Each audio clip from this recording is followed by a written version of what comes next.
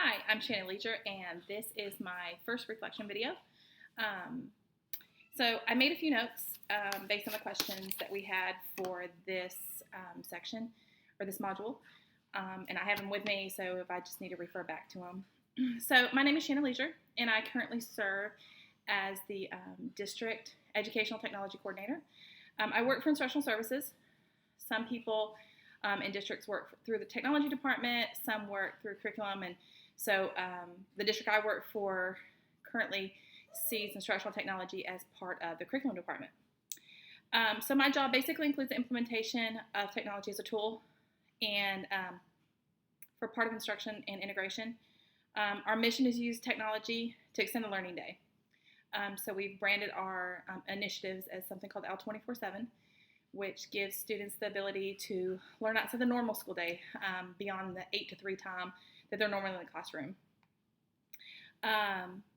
We use our initiative to create collaborative work environments and ensuring that students have access to their learning at all times. So Sunday afternoon, they want to read a book. We have a digital library called Overdrive, and they're able to access that digital library even on Sunday afternoon. We stress 3 major things in our program. We believe that technology gives them the ability to be successful globally and to be competitive in a global marketplace. We believe that technology is crucial to an instructional workday. And we stress the importance of problem-solving skills, gathering data, and manipulating data. Technology is used productively every day, and it brings that global experiences to the classroom, and hopefully stimulates some interest in their learning too. So my district specifically has about 80% low socioeconomic population. Some have never left the county or the town that they live in, so we kind of believe that technology allows them to see the outside world. Our tool of choice right now is an iPad initiative. All of our kids in grades K through 12 have access to technology through the iPad initiative. And K3, that includes 2 elementary schools. They have class sets in their classrooms, and that was new for this year. That was our last little part of our initiative this year. Grades 4 through 6 are 1-to-1, and they currently stay at school. That's our intermediate campus.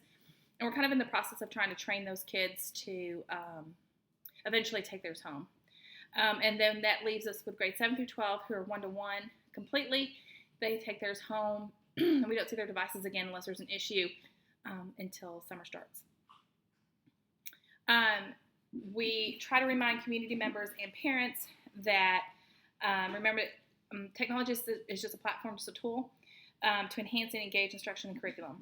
So nothing beats good instruction and good curriculum, but technology is a tool that sometimes in our classrooms either they help us see really great teaching. In some other instances, it's not a good piece of tool to give a certain teacher. So remember, a platform for students to seek. We want them to be knowledge seekers eventually. I work closely with the STEM coordinator for our district. We are currently using the program PLTW, or Project Lead the Way, in grades K-12. We have classes set up all for those grade levels. And my job basically with the STEM coordinator is to make sure they have the technology they need to complete their coursework that they are assigned. In this instance, iPads are just a very small piece of what they do in that classroom, of an integrated instructional focus, and that includes science, technology, engineering, and mathematics in all those grade levels. So the iPads play a very small piece. They do have a learning management system that they just use called Canvas. Similar to Blackboard or Edmodo or one of those things. So it's just for those and specific apps they use to, like Adobe Creator and stuff like that. Creation-based activities build on skills, basic skills as their premise. and their focus for education. The influence of project-based learning is very evident in these specific classrooms, and that's kind of where we're starting at. We're even our kindergarten level, although it was a huge debate about 2 years ago. Should we have a PLTW class, which we call it launch, in a kindergarten level? Can we actually identify what we considered higher level thinkers at that age? But right now we do service those kids in kindergarten and first grade. So that's kind of what I do, how my job is kind of influenced by STEM just a little bit right now. So from the readings and the video lectures, it's kind of evident to me that STEM education has been kind of in flux over the last century. I think it kind of looks like the rise and fall of STEM has been an integral part of education based on political influences. Like there seems to be a lot of, just through the readings and stuff, things politically that happened, whether STEM was important at that time or federal funds were filtered that way. I kind of feel like too many educators see their subject matter as, those silos that you were talking about. So I learned math in my math class. I learned science in my science class. There's not a lot of cross-curricular stuff. And I was a science teacher in a classroom 10 years before I moved out of the classroom. I just kind of feel like the art of education should be a little bit more than that. It's kind of our job as educators to help those students kind of connect the dots. And I kind of feel like that's where STEM has tried to, over the past century, try to connect some of those dots and find meaningful ways to interpret learning. I think this promotes critical thinking, obviously, and applied knowledge that sticks with the learner long past the ideas of memorization techniques. We've all been in those classes, I think, where we memorize our math facts, we memorize a specific piece of reading, one of those things like that. So I think those applied learning ideas are kind of important. So, and I wrote in my notes something about regurgitating their assigned readings, and I can't. I've been in those classes where I regurgitated for an exam or something, and it was long past. Sorry, my dogs. Sorry. This is about my third take, and this is the quietest spot I could find. So I kind of think that the STEM is kind of been up and down due to some political influences. So if we're really educating 21st century learners, the same learners who desire to become, that we want to be learner seekers, we want them eventually to go out and be that person who seeks knowledge beyond what the minimally required standards are.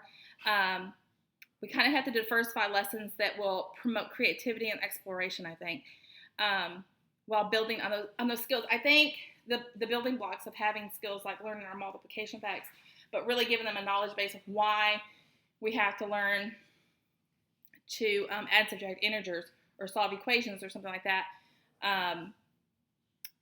is a good cross-curricular idea in this program. So the most interesting thing is, to me, is in 1957 when Sputnik was launched.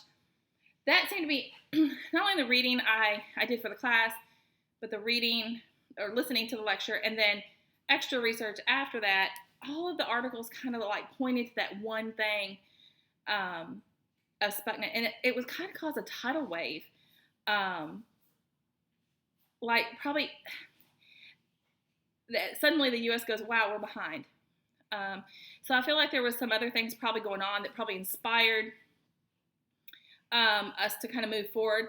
But it really, that one event is it kind of amazes me that suddenly that one event in the readings and the history and all that was what really promoted us to go, wow, we're kind of behind in the engineering and technology area. So fear kind of it was the motivating factor. And I think Americans kind of challenged that fear into action, where suddenly science technology became the most important thing. And of course, by 1958, I guess NASA was created, and our based program began to unfold, and within a decade, the U.S. came out. With a leading number of graduating just engineers, and I'm married to one of those who was an engineer student and is an engineer now. So, and he contributes. After talking to him, he contributes. Math wasn't always his focus in high school, but science definitely was, and he was given some opportunities to build and explore, and those are the things that he remembers.